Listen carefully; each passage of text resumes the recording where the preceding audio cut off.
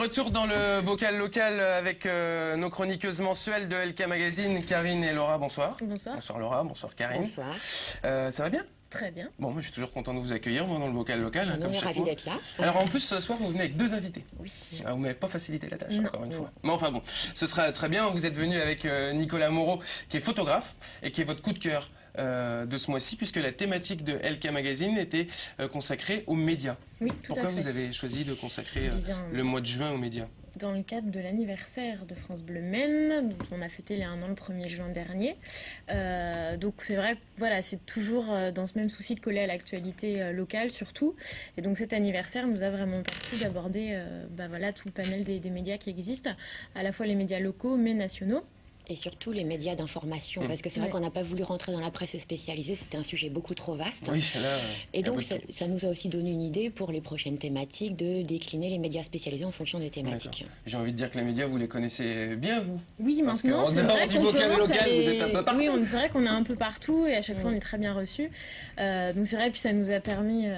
de vous mettre en valeur, monsieur Julien Sénéchal. Entre autres. Avec la petite vidéo, ici, vous n'avez jamais été aussi proche de la Sarthe. C'est vrai. Oui, c'est vrai. C'est vrai, pour France Bleu Maine, d'ailleurs. Pour France Bleu Maine, avec notamment, on a retrouvé une vidéo des toutes premières minutes de la radio. Avec Jean Lucas. Voilà, tout à fait. Qui était venu inaugurer, oui. Donc voilà, c'est vrai que c'était une bonne ouverture et un numéro, encore une fois, assez complet. Et on est passé au site internet. Oui. Surtout. Exactement. La bonne nouvelle, depuis le temps qu'on nous le demandait, c'est un média aussi d'ailleurs, vous êtes un média d'information culturelle. Mais justement, c'était vraiment le mois, il fallait qu'on fasse le changement. Alors, vous n'êtes pas fait d'autoportrait croisé? Non, pas encore, mais ça viendra peut-être. Mais c'est vrai que par rapport à ce changement, en fait, il y en a beaucoup qui regrettent le système blog. Beaucoup qui trouvent que le système site est beaucoup plus pratique. Donc on a décidé avec Laura qu'on allait de toute façon continuer à nourrir le blog avec des articles, des coups de cœur, voilà, des petites choses sympathiques. D'accord, donc le blog ne s'arrête pas finalement? Ah non, pas du tout, non. Non. Tous les articles qui ont déjà été rédigés sont toujours consultables. Et d'ailleurs, je me suis rendu compte au niveau du nombre de visites que depuis le passage du blog au site, on a eu beaucoup de visites sur le blog. Ah, c'est étonnant ça. Oui, mais... Vous avez communiqué peut-être sur le fait que vous passiez d'un blog à un site? Ah oui. Et du coup, les gens sont allés voir sur le blog et font le lien avec le site internet. Mais c'est vrai que le blog, c'est un bon moyen. Et du coup, vraiment, on va l'utiliser comme un blog aujourd'hui avec de l'article instantané. Et comme disait Karine, c'est vrai qu'on se rend compte tous les mois qu'on publie tous nos articles le premier de chaque mois. Mais que dans le mois, il se passe encore beaucoup de choses. Et que l'actualité est très riche. Oui, je me posais la question, vous mettez combien de temps là pour écrire vos articles? On met un mois. Un mois? Ouais. On s'y met pas directement après parce qu'il faut un peu aussi digérer, si je puis dire. En général, on s'y met après les chroniques du bocal local. Voilà. Donc là, ce soir, on s'y met. D'accord. Par exemple. Très bien. Donc on connaît la thématique du mois prochain? Les loisirs. Et notamment, l'idée, c'est de mettre en avant, j'imagine, la très belle expo du CAUE sur les petites machines à habiter qui aura lieu à l'Arche de la Nature. Donc on est vraiment dans la thématique du loisir là aussi. Alors sur les médias, ce mois-ci, vous avez fait... on va dire un panel au moins des médias locaux. Et j'ai appris, Karine, que vous aviez travaillé au Maine Libre. Oui, tout à fait. De 1995 à 2003. Oui. Donc le métier de journaliste, c'est quelque chose que vous connaissez bien. Oui, et que j'aime beaucoup. Beaucoup de belles rencontres. C'est vrai que c'est quelque chose qui est très diversifié. Moi, en tant que pigiste, parce que j'ai été à la fois pigiste et puis j'ai tenu des rédactions détachées à Mamers et La Ferté. Mais en tant que pigiste, on passe de l'Assemblée Générale du Jardinier Sartois à un conseiller municipal, à un portrait, voilà, une vraie connaissance. Et moi, je trouve que c'est vraiment un métier qui est passionnant et qui permet justement de s'ouvrir. Et c'est pour ça que on le disait avec Laura, tous les portraits qu'on a pu faire, que ce soit celui de Julien, j'ai rencontré Pascal Brulon aussi, les journalistes du Maine Libre. C'est vrai qu'on n'a pas pu rencontrer toutes les personnes. Qui est le directeur de l'MTV. Voilà, tout à fait. On n'a pas pu rencontrer toutes les personnes qu'on souhaitait, mais c'est vrai qu'on se rend compte que tous les animateurs ou les journalistes sont des personnes très humaines parce que très ouvertes sur l'extérieur. Alors pourquoi vous avez arrêté, Karine? Eh bien parce que j'ai eu un petit garçon et puis parce que notre proposition professionnelle, mais c'est vrai que c'est quelque chose qui m'a beaucoup plu et qui reste en nous en fait pour le reste, notamment aller assister à des conseils municipaux et rédiger ces conseils municipaux quand on travaille après dans une collectivité. C'est vrai que les budgets, permet de voir comment ça se passe et comment on gère un budget. Laura, vous connaissiez un petit peu ce monde des médias et du journalisme? Pas trop. C'est vrai que je le mets dans notamment l'article sur la petite expérience 805. Voilà, Alors 805 a un site internet internet, on va dire, coopératif. Oui, voilà, c'est-à-dire que à l'origine, il a été créé au Canada. Il a débarqué en France, ça fait pas si longtemps, et le but c'est dès qu'il y a un clic sur une publicité, voilà, c'est financé par la publicité essentiellement. On fait des contributions quoi en fait. Ouais, voilà, et ça permet à beaucoup de personnes de s'entraîner sur voilà, ce métier un peu, on peut même pas appeler ça du journalisme en fait, c'est voilà, on a un sujet, on veut écrire un article, on veut s'entraîner à écrire, et c'était vraiment moi, en tout cas, dans ce but que je le faisais. Mais c'est vrai que voilà, on s'est rendu compte que on a rapporté beaucoup, on a gagné beaucoup d'argent. Voilà. Oui, 11 euros, c'est ça. Non, 1,01 €, c'est voilà, ça, Karine. Vous connaissiez également tous les, parce que vous faites la liste de tous les médias qu'il y a en Sarthe. Vous les connaissiez tous. Vous saviez qu'il y avait autant de médias en Sarthe. On n'est pas si mal. On est très bien, très bien lotis. Ah oui, complètement. Et puis avec des choses très différentes. C'est vrai qu'on n'a pas voulu parler de médias spécialisés, mais c'est vrai qu'il y a des radios ou la presse ou des télés qui sont, même si ça traite du local, avec vraiment des choses qui sont diversifiées. Je trouve que c'est bien couvert à ce niveau-là. Et tous les publics sont concernés. C'est-à-dire que ce soit les jeunes, les personnes un peu plus âgées, les parents, enfin vraiment tout le monde se sent concerné et peut retrouver vraiment sa part un peu d'idées dans chaque média. Alors, dans cette thématique, comme chaque mois, il y a un coup de cœur. Votre coup de cœur, vous l'avez emmené carrément là. Mais oui, dans nos valises. Dans vos valises. Sur le bocal local, c'est Nicolas Moreau. Salut Nicolas, ça va? Ça va. Voilà, on commence toujours avec Karine et Laura, le temps que ça monte un petit peu en pression. Nicolas, il est photographe. Nicolas, il est photographe et c'est vrai que c'est un peu grâce à lui en fait qu'on l'a rencontré parce qu'il m'a envoyé le dossier en fait de son projet qui s'appelle Des Printemps. Donc photographe depuis pas très longtemps finalement. Enfin, non, il est tout jeune en même temps. Voilà, 25 ans, c'est ça, 25 ans, si je ne m'abuse. Et donc voilà, c'est vrai qu'on a eu un coup de cœur pour ces photographies noir et blanc de personnes de troisième âge. Et en fait, je vais le laisser en parler, mais disons que Nicolas, il a cédé la parole à cette génération qu'on n'écoute pas forcément assez, qui n'ont pas la parole tout le temps, qui ne sont pas assez visibles et qui ont beaucoup de choses à dire. Justement, Nicolas, pourquoi vous avez décidé de monter ce projet Des Printemps?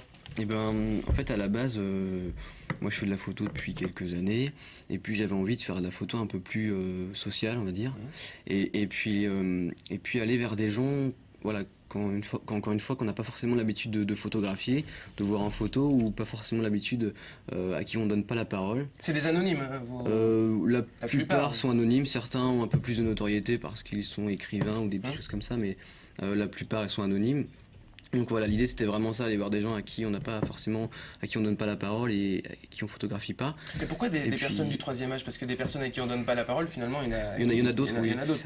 tout simplement parce que je pense que c'est des gens qui ont un certain recul, qui ont beaucoup de choses à nous dire, à nous apprendre. Et puis c'est des visages assez marqués, donc c'est assez au niveau des photos, ça ressort assez bien. Et puis c'est aussi des gens qui n'ont pas forcément l'habitude de poser devant un appareil photo, et du coup on a des choses assez naturelles sans trop d'artifice, et puis du coup on arrive à avoir des photos assez simples, quoi.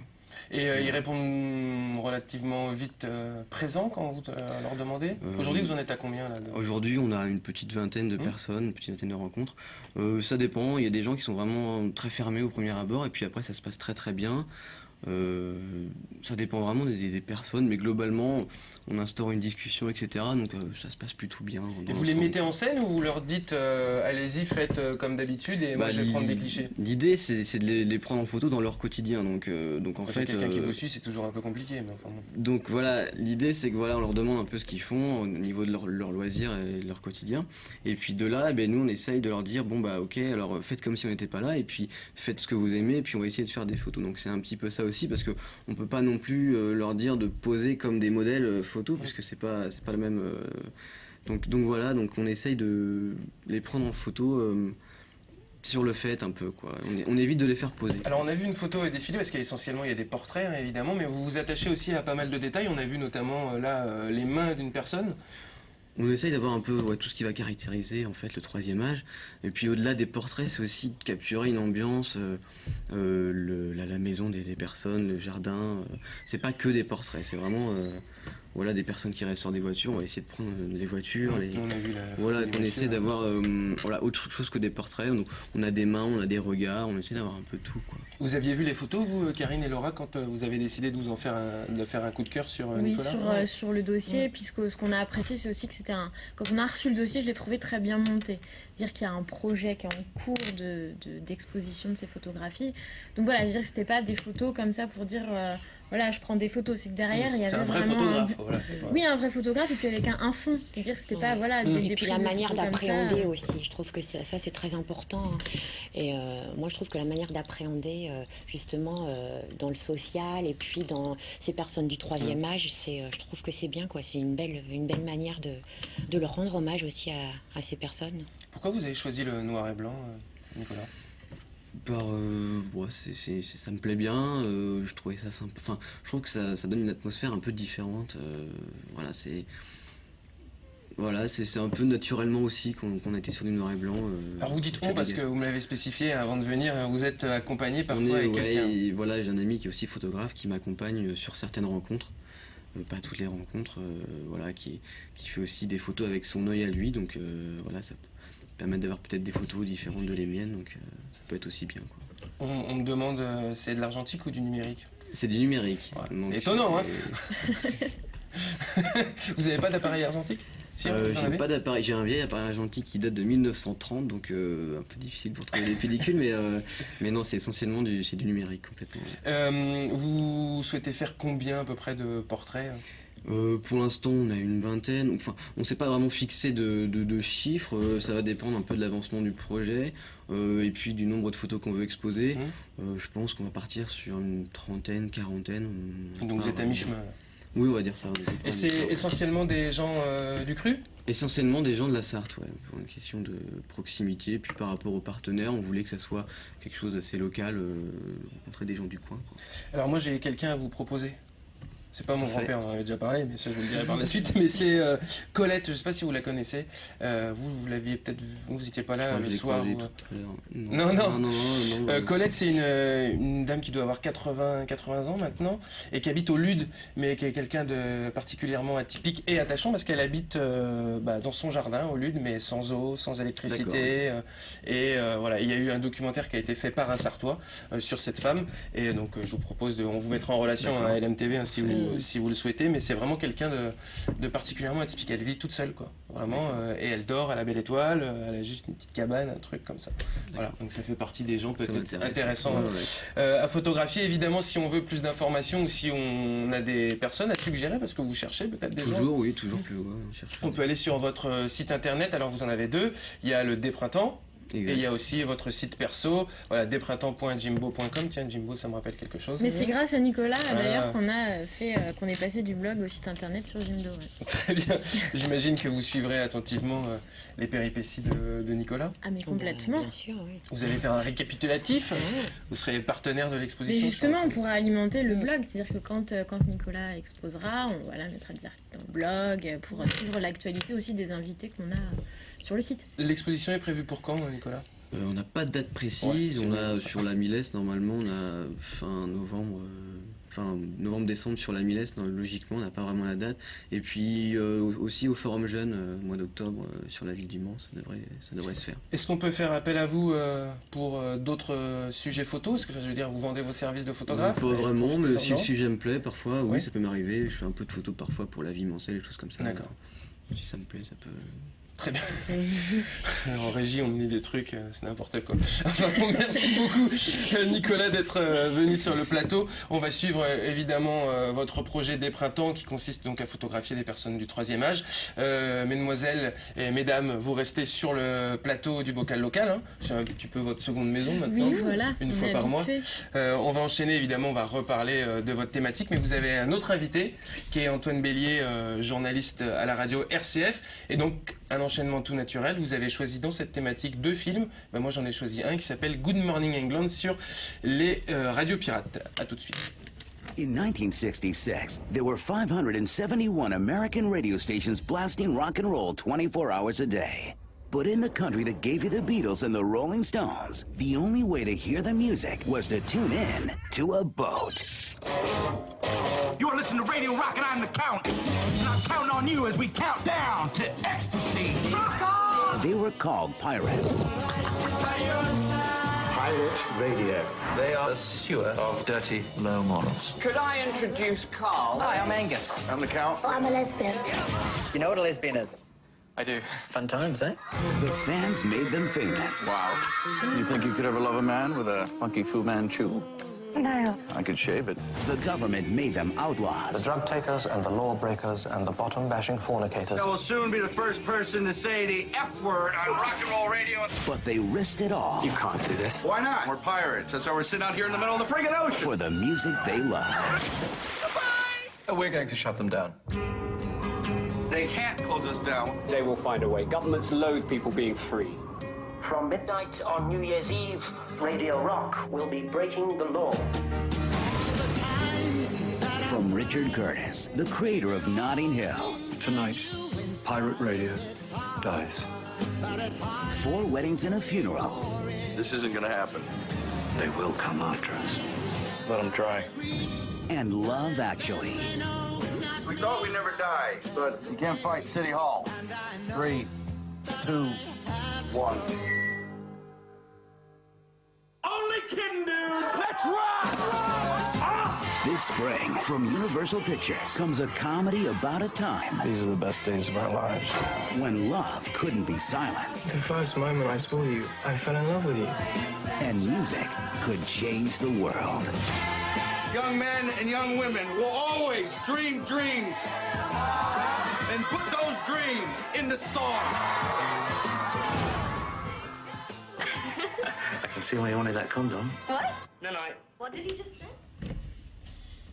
Voilà, Good Morning England, bon choix, mesdemoiselles. Merci. Voilà, un bon film Oui, sur les oui, radios oui. pirates et Ouais. tout. Ce qui me fait l'enchaînement, comme je l'ai dit, sur Antoine Bélier. Et je précise qu'RCF n'est pas une radio pirate. Ah oui. D'accord. Très bien. Mettons Merci, les choses à plat, Ouais, merci de la suite. précision, Antoine. Vous êtes donc vous journaliste radio aussi Tout à fait. à RCF au Mans. Au Mans, Voilà. oui, Pourquoi depuis- vous avez alors ça fait partie des depuis combien de temps? Depuis 1 an et demi. Depuis 1 an et demi maintenant. Pourquoi vous avez choisi? Alors ça fait partie des portraits. Des hein, vous avez fait une dizaine de portraits. Une c'est dizaine ça de portraits. On a essayé de faire des portraits des personnes qui ont bien accueilli LK Magazine et qui sont en partenariat avec nous depuis décembre dernier. Donc c'était aussi un moyen de les remercier. Et Antoine, vous recevez de temps en temps LK Donc, Magazine. je reçois Karine et Laura, ou Laura toute seule, dans le journal culturel de RCF Le Mans, donc une fois par mois, pour la parution du blog, pour chaque édition du blog culturel. Alors là, Antoine, on vient de voir une bande-annonce de Good Morning England sur, on va dire, les radios pirates, la liberté d'expression et tout. Ça fait partie aussi de la thématique que vous abordez dans votre blog, la liberté de la presse, en tout cas la liberté d'expression. Est-ce qu'en tant que journaliste, vous, Antoine, vous êtes confronté, peut-être pas forcément au quotidien, mais à de la censure, à de l'autocensure, où la liberté d'expression en France pour vous existe toujours? Alors, c'est une vaste question. C'est vrai que ce sujet-là m'intéresse parce que quand j'ai passé mon grand oral à Sciences Po Paris, le sujet c'était les médias français sont-ils indépendants? Donc effectivement, la liberté de la presse, ça pose la question de la dépendance ou de l'indépendance de la presse. Et moi j'ai une position un petit peu, je ne sais pas si c'est une position personnelle, mais je trouve qu'il ne faut pas répondre catégoriquement à cette question en disant la presse est soit totalement indépendante, soit totalement dépendante. Je trouve que c'est un peu plus gris et pas blanc ou noir que cette question. C'est vrai que quand on regarde par exemple le classement de Reporters sans frontières sur la liberté de la presse, la France perd des places chaque année. Donc effectivement on peut dire qu'il y a quand même une influence du politique sur la presse, mais je crois qu'elle n'est pas totale et je crois que les journalistes essayent tout de même de faire leur métier le plus librement possible. La liberté, c'est d'abord une crédibilité et une crédibilité professionnelle, quoi. Ce que je veux dire, c'est que vous subissez pas de pression. Non, en local, c'est non. vrai que c'est pas le cas. Après, on peut se faire par contre de l'autocensure, c'est-à-dire on va pas parler de tel sujet parce que ça pourrait déplaire à telle ou telle personne. Je pense que les journalistes sont plus confrontés à l'autocensure que véritablement à une pression qui leur est infligée directement, soit par les politiques, soit par les pouvoirs économiques. Laura, Karine, quand vous avez traité de cette question qui est finalement assez difficile, vous avez interrogé justement les journalistes des portraits. Qu'est-ce que vous en avez tiré? Moi, je trouve que c'est assez amusant justement ce qui est dit par Antoine, parce que moi notamment j'ai posé cette question à Frédéric Bréau, qui me disait justement, qui est journaliste au Mail Libre, avec qui j'ai travaillé qui vient ici très souvent, longtemps, voilà, et qu'il me disait justement que elle, effectivement, dans le local, il n'y avait pas de censure, la liberté, on proposait les sujets qu'on voulait. En règle générale, c'était toujours adopté. Mais elle me disait que le fait de la proximité, de connaître les gens, parfois, elle manquait un peu d'insolence dans ces sujets et que, en fait, on se prive de cette liberté quelque part parce qu'effectivement, on rencontre les gens dans la rue et puis, voilà, on peut dire des choses qui plaisent pas forcément. Et je pense que le fait d'être un média local, on manque quelque part un petit peu d'insolence. Je crois que le risque, en fait, c'est d'être de simples relais de communication et de ne pas faire un travail véritablement journalistique, éditorialisé, etc. Je crois que c'est ce qui guette un peu le journalisme en local. Antoine, vous avez toujours voulu être journaliste, vous ? Alors, si on lit l'article qui m'est consacré dans LK Magazine, on peut le penser, puisque j'évoque un épisode de mon enfance où j'avais créé, entre guillemets, une radio. Enfin, entre guillemets, puisque c'était juste un radiocassette avec un micro. Et donc, j'animais, entre guillemets encore, fictivement, des émissions avec ma petite sœur. Donc, on peut dire que ça part de loin, cette passion pour le journalisme. Après, cette idée, je l'ai un peu laissé tomber. Puis, c'est au cours de mes études, notamment en Sciences Po, où j'ai fait des stages à RTL notamment, que j'ai redécouvert cet attrait pour le journalisme. Alors qu'est-ce qui vous plaît, vous, dans le métier de journaliste, pour tous les téléspectateurs qui éventuellement voudraient suivre cette voie ? Alors ce qui me plaît, moi je pense que c'est d'abord le fait de rencontrer des gens. C'est d'abord le fait de rencontrer des gens et de pouvoir transmettre quelque chose, transmettre une histoire. Parce que d'abord, avant de faire passer une information, on fait passer une histoire, on livre un récit. Et je trouve que c'est ce qui me plaît le plus. Et je crois qu'un journaliste, pour qu'il soit un bon journaliste, doit d'abord aimer les gens qu'il rencontre. C'est ce que vous mettez, tout à fait. Karine. Et pourquoi avoir choisi le média de la radio ? Alors, c'est venu naturellement C'est venu, oui, assez naturellement. Je crois que c'est vraiment un attrait, parce que je trouve que le média radio permet de développer l'imaginaire, permet... je crois que c'est vraiment ça. Et puis, comme je disais, j'ai toujours été attiré, je sais pas, par l'atmosphère un petit peu magique, entre guillemets, qui peut régner dans les studios. Je confirme.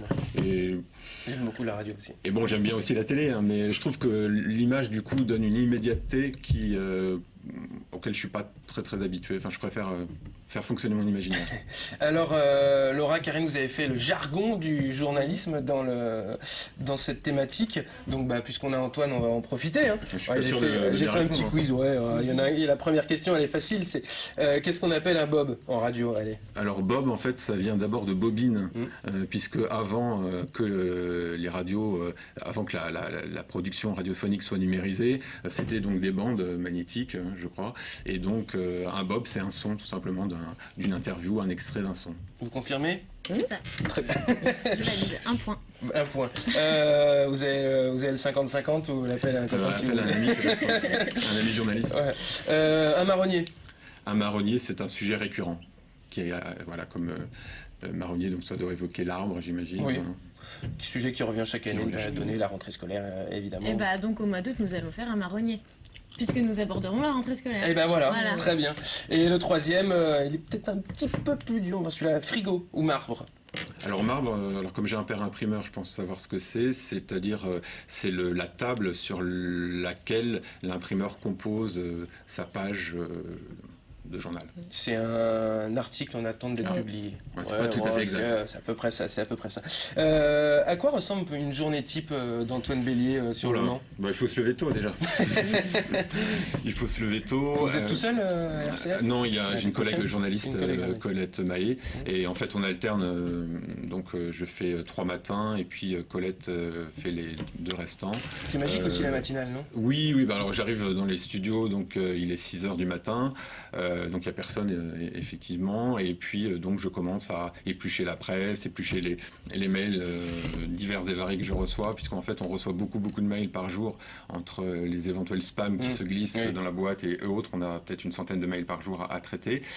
Et puis voilà, et donc la préparation se fait avec un premier direct à 7h42 sur les titres du journal, et puis le journal local à 8h02 en direct, donc après le journal national de RCF. Alors RCF, est-ce qu'on peut dire qu'il y a une obédience chrétienne sur la radio? Quelle est la ligne éditoriale? Est-ce qu'il y a une ligne éditoriale précise sur Une ligne RCF? éditoriale précise, je ne sais généraliste quand même. Voilà. C'est-à-dire, ce qu'il faut savoir, c'est qu'effectivement, RCF a une identité chrétienne qu'on ne cache pas. Hein. On ne le porte pas comme un drapeau, mais en tout cas, voilà, c'est radio chrétienne francophone.